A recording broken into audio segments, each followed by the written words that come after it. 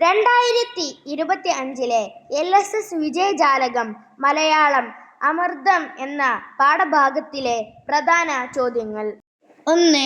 കൃഷ്ണഗാഥയുടെ മറ്റൊരു പേരെന്ത്? ഉത്തരം കൃഷ്ണപ്പാട്ട്. 2. ഏത് രാജാവിൻ്റെ ആജ്ഞപ്രകാരമാണ് ചെറുശ്ശേരി കൃഷ്ണഗാഥ രചിച്ചിട്ടുള്ളത്? ഉത്തരം കോലത്തുനാട്ടിലെ ഉദയവർമ്മ തമ്പുരാൻ. 3.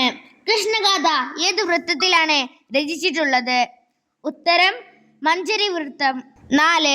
സ്നേഹഗായകൻ എന്നറിയപ്പെടുന്ന കവി ആര്? ഉത്തരം കുമാരനാശാൻ. 5. എടശ്ശേരിയുടെ മുഴുവൻ പേര് എന്ത്? ഉത്തരം എടശ്ശേരി ഗോവിന്ദൻ നായർ. 6.